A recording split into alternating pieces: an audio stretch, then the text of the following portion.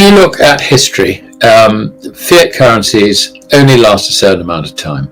Our fiat currency system, which I suppose has basically been, well, sort of post-war because it was a fiddle under Bretton Woods, but when Bretton Woods fell apart, then we're looking at 52 years, 53 years of fiat currency, pure fiat currency. I think it's almost time now, if you like, if you look at the survivability of fiat currencies, we've done pretty well lasting this long. It's now, I think, about to fall over. I mean, as I say, I don't know whether it's tomorrow or in a year's time or 2 years' time or 3 years' time, we'll see. But we will go back to credit being secured to the value of gold. And in order to do that, you need to have as much convertibility as possible. What becomes, instead of being a fiat currency, it becomes a gold substitute into gold, and vice versa. And a properly constructed gold standard basically means that nobody bothers about gold anymore, but the values are secured to it, which is the important thing. And you don't need to hold gold. You can actually hold the currency and use it productively. But the one thing that is necessary for this really to work is to have an economy which isn't dominated by government spending. It has relatively low taxation, so there is the incentive for entrepreneurs to rush out and invest capital in production. And actually, this is precisely the situation in Russia. The debt to GDP in Russia, government debt to GDP, is in the order of about 21-22%. And that's even after all this war spending. It's just remarkable. I mean, obviously, they've managed to achieve this because they sell an awful lot of oil and other commodity exports. But the other thing is that the level of taxation is a flat rate of tax of 13 to 15%. I mean, if you're really earning a lot, it's 15%. No more than that. Corporation tax, I think, is in the order of about 25%. So that's pretty normal, I suppose. So Russia doesn't have to do an awful lot to, in terms of evolving its economy in order to put it on a gold standard. It could do it tomorrow if it cared to do so. And it's very easy for a country which actually understands what it's doing to build its gold reserves and maintain them so that cover is always there for the currency. And, in this article, which will be coming out, as you say, on Thursday, probably slightly before this comes out, actually explains the whole thing. I mean, it's very easy to do. But of course, the problem in the West is that governments don't like a strict, sound currency, because it means they can't just sort of print it at will. They can't just finance their deficits at will. The politicians just want to spend. They don't want the constraints of the market. They don't want the constraints of gold. Basically, they will continue to spend us into bankruptcy. But Russia, and China for that matter, will need to protect themselves from our collapsing currency, because if our currencies collapse, any other fiat currency will go with it. I mean, because it's the whole of the fiat currency system which is really well past its use-by date. So Russia, I think, is going to have to consider doing that. Take the current fiat system, for example, which has been in place since the end of the Bretton Woods Agreement in the early 1970s. We're now over 50 years into a system based on nothing but government promises, what Macleod calls pure fiat currency. And while some may say, hey, we've lasted this long, we're doing great, history has a different perspective. Our modern fiat system is teetering on the edge, and we're running out of time. Whether it collapses tomorrow, next year, or 3 years from now, we're facing an inevitable truth. The system can't last forever. Think of it like trying to stack sand into a tall tower. Eventually, it's going to collapse, no matter how carefully you build it. The only way to secure value is to anchor it to something real, something like gold. You see, when gold backs a currency, it's like having a strong foundation beneath that sand tower. Gold provides stability because it's a tangible asset that can't be manipulated or printed out of thin air. It keeps the tower from toppling over, and it keeps governments honest. Unfortunately, as Alasdair points out, the folks running Western governments don't like being kept in check. They want the freedom to spend and print as they please, without any pesky constraints. And that's where the problem lies. You have to ask yourself, why are Russia and China stockpiling gold while the Western countries continue to pile on debt? The answer is pretty straightforward. Countries like Russia and China understand that they need to protect themselves from the coming collapse of the fiat system. In contrast, Western governments just keep running up the tab, kicking the can down the road. Russia, in particular, is in a prime position to go back to a gold standard. It's got low debt, relatively low taxation, and, perhaps most importantly, it's got a government that understands the value of real money. Let me put it this way. Russia has a debt-to-GDP ratio of just around 21 to 22%, even after all its recent war spending. Compare that to most Western nations, where debt levels are skyrocketing, and you can see why Russia might be in a better position to transition to a gold-backed currency. Their economy isn't burdened by enormous debt, and their taxation policies encourage entrepreneurship and capital investment. A flat tax rate of 13 to 15%?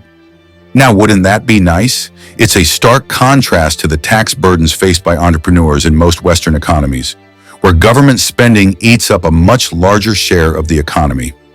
Russia could implement a gold standard tomorrow if it wanted to. They've got the gold and they've got the economic structure to support it. And let's not forget, China is also playing the same game. They're reducing their exposure to the US dollar, not because they're trying to crash the dollar, but because they see the writing on the wall. They understand that the dollar's days as the world's reserve currency are numbered. But why gold, you might ask? Why not euros, sterling, or some other fiat currency? Simple. Gold is the only form of money that isn't someone else's liability. It doesn't depend on a government's ability to manage its debt or fulfill its promises. It's the one true form of money that has stood the test of time. All the rest, dollars, euros, pounds, are just promises, backed by nothing but faith in the governments that issue them. And let's face it, that faith is starting to fade, especially among foreign investors. The truth is, foreigners are usually the first to catch on when something's not right. They're starting to realize that holding US dollars is a risky proposition, and when foreigners begin to lose faith, it's only a matter of time before the residents of the country wake up too. Right now, most Americans don't understand what's happening to the dollar. They think a dollar is still a dollar, just like it's always been. They see prices going up and think, wow, things are getting expensive.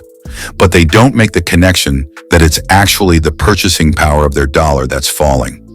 Look, we're not saying you need to put everything into gold and silver, but you do need a plan, a way to protect yourself from what's coming. We're heading into uncharted territory, and the old rules no longer apply. In a world where fiat currencies are collapsing and central banks are scrambling to protect themselves, you need to take action. Gold and silver have been the foundation of wealth for thousands of years, and they will continue to be long after the last dollar has lost its value. There are two stages in this. I mean, we're seeing the first stage at the moment, and I think the best example of it is the People's Bank of China. Everybody thinks that the People's Bank of China has been buying gold. They got it the wrong way around. Actually, what they're doing is they're selling dollars. So they're trying to get out of dollars. Now, there is a political element in that, sure. But the Chinese can see exactly what's happening. I mean, the debt trap, which I've just described, the Chinese understand this. They're not idiots. The Russians understand it, and they're just watching the whole thing about to topple over. And, nobody wants to get blamed for the whole thing falling over. But the foreigners in particular understand that you've got to sell dollars. So what do you buy? Do you buy euros, sterling? Not really. I mean, you might get out dollars into some of that stuff, but it's in exactly the same trap as the dollar, just maybe not quite so bad in some cases. Where do you go? You go into gold. Why gold? Gold is legal money without counterparty risk. All the rest is credit with counterparty risk, particularly fiat currencies. I mean, what you have with the dollar is it depends entirely on the faith you have in the US government. Foreigners' faith in the US government, is this something that is likely to persist? I think foreigners at the margin are beginning to doubt their faith in the dollar. And it always starts with the foreigners. They're the first to understand that they shouldn't be holding a fiat currency. The residents of a country who use the currency don't actually appreciate this in the initial stages. They will do a double take on this, and they will think, well, prices are rising, this is terrible. They don't actually connect it with the falling purchasing power of their currency. But when they do, then the currency is toast, it's had it, it's finished. And that, I think, is the next stage. I mean, I don't know how long it'll take for people to begin to understand this. I can tell you domestic residents in America and the UK do not understand this at all. they think a pound is a pound, a dollar is a dollar, and I can, go out and spend it, hang on to it, whatever. And its price is rising as far as they're concerned, not the purchasing power of their currency going down. At some stage, they will wake up to this, and then it's finished. It really is finished. The fiat currency world is finished. And I don't know how long it'll take. I mean, in the 70s, we got nearly to that point.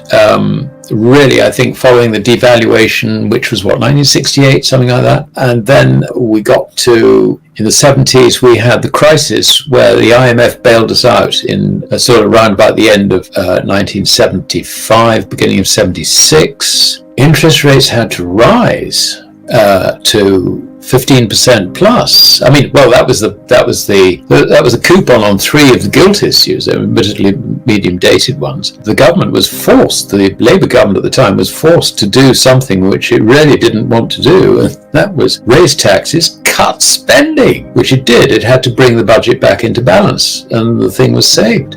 We're a long way from this sort of activity. But until then, the currency was collapsing. I mean, I remember briefly, inflation was recorded at 24.5%. I mean, think what that does. So this sort of 70s problem, which I think we now face, is all ahead of us. And but this time, after all this long period of fiat currency suppressing interest rates, etc., etc., I don't know how long it will be before the whole system falls apart, but probably not terribly long. Year or two, maybe. Now let's talk about the elephant in the room, the Federal Reserve. The Fed is like that unreliable friend who keeps borrowing money and promises to pay you back next week, but next week never seems to come. Remember when they told us there was no inflation? Then it was, okay, it's just transitory, and now suddenly it's, oh, well, maybe it's here to stay. It's like they're writing a sitcom, but we're the ones living in it. What we're seeing right now is the Fed struggling with their so-called dual mandate, fighting inflation while also keeping employment levels high. But let's be real, the numbers coming out of the Bureau of Labor Statistics are anything but reliable. I mean, they just revised over 1 million jobs off the books like they misplaced them under the couch cushions. If it wasn't so serious, it'd be funny. And let's not even get started on their CPI inflation numbers. Those are about as believable as a toddler saying they didn't eat the last cookie while covered in crumbs. The truth is, inflation is much higher than they're letting on. It's like an iceberg. What you see on the surface is only a tiny fraction of the whole picture. When they say inflation is 3%, you can be sure it's actually more like 10 to 15%. And that's coming from people like John Williams at Shadow Stats, who do the math without the government's creative accounting. Let's break it down in simple terms. You see, gold doesn't lie. It's the truth serum for the economy. The fact that gold has held up as well as it has, despite everything the Fed has thrown at it, should tell you something. Over the past couple of years, we've had a strong dollar, positive real yields, and declining ETF outflows, and yet gold is still standing tall. You know why? Because deep down, people know the dollar is a sinking ship, and gold is their life vest. Speaking of ETFs, it's kind of funny. For 2 years, the gold ETFs have been hemorrhaging like someone skiing down the Swiss Alps, just sliding away faster and faster. And now, for the first time in 2 years, we're starting to see a reversal. Goldman Sachs is even reporting increased interest in gold on their trading desk, and ETFs are picking up again. Why now? Because the smart money sees what's coming. They're looking at Powell's pivot, lowering rates by 50 basis points, and they know it's a sign of trouble ahead. Let me paint a picture for you. Imagine you're at a party, and the host is trying to convince you that everything is fine. But you notice the host keeps nervously checking their watch, and the kitchen is starting to smoke. That's basically what's happening right now. Powell is trying to reassure everyone that the economy is strong, the labor market is great, and inflation is under control. Meanwhile, they're quietly cutting rates because they know that, behind the scenes, things are about to get ugly. The bond market certainly wasn't fooled. The moment Powell lowered rates, the back end of the bond market sold off and rates went higher. Why? Because the world is losing faith in U.S. Treasuries. They see a country that's drowning in debt with no plan to stop borrowing. And if the U.S. is going deeper into debt while also lowering interest rates, why would anyone want to hold their bonds? It's like loaning money to someone who keeps losing their job but insists on buying a new car every year. Eventually, you just say, "No thanks, I'll keep my money." This is where gold and silver come in. When faith in government-backed promises begins to wane, real assets take center stage. Gold, as Alasdair said, is money without counterparty risk. No one can print more of it. No one can promise it and fail to deliver. It's either there or it isn't. And unlike fiat currencies, which depend entirely on the faith you have in a government, gold doesn't need you to believe in it. It just is. And you know it's not just us saying this. It's central banks too. They've been buying gold like it's going out of style. Take Saudi Arabia, for instance. Just a few months ago, they secretly purchased 160 tons of gold from Switzerland. Now, they didn't announce it, and they certainly didn't report it to the IMF. Instead, it was the Swiss import-export numbers that gave them away. Why all the secrecy? Because they know that once people start to realize what's happening, everyone is going to want gold, and prices are going to skyrocket. So they're quietly accumulating as much as they can before the rest of the world catches on. And it's not just Saudi Arabia. Countries like China have been doing this for years. Officially, they keep their gold reserves pegged at around 2,000 tons. But anyone who's paying attention knows that number is bogus. China produces more gold than any other country, and they've been buying up additional gold through proxy banks, sovereign wealth funds, and even directly from refiners. None of this gets reported to the IMF, and they like it that way. Let me share a quick story. A friend of mine bought a few silver coins every month for 10 years. He didn't think much of it at the time. It was just a habit. But when the financial crisis hit in 2008 and people were losing their jobs and homes, he had a stash of real, tangible wealth. Those silver coins allowed him to pay his bills and put food on the table when everything else seemed to be falling apart. It wasn't about getting rich. It was about having a lifeline when things went south. And that's what I want for all of you watching this. I want you to have that lifeline. I want you to understand that gold and silver aren't investments in the traditional sense. They're not about making a quick profit. They're about protecting what you have from a system that is fundamentally broken. They're about opting out of the madness of fiat currencies and central bank manipulation and choosing something real, something that has stood the test of time. So here's my challenge to you. If you haven't already, take that first step. Buy an ounce of silver. See how it feels to hold real money in your hand, and then keep going, little by little. Because the time is coming when the world will wake up to the value of real money. And when that happens, you'll be glad you were ahead of the curve. We are living in a time of great change. And while that can be scary, it also presents a tremendous opportunity. Gold and silver are your opportunity to not only protect yourself from what's coming, but to thrive in the aftermath. The Western fiat system may be collapsing, but the value of real, tangible assets is eternal. Now, I know some of you might be thinking, but Andy, how do I actually buy gold and silver? Do I just go to the jewelry store? No, you don't want to be paying retail prices for jewelry. What you want are bullion coins or bars, something that is easily recognized, easily traded, and carries a low premium over the spot price. And here's a little tip. Start small. You don't need to buy a kilo bar of gold to get started. Even a few ounces of silver here and there add up over time. Think of it as your savings account, a savings account that isn't subject to negative interest rates or the whims of central bankers.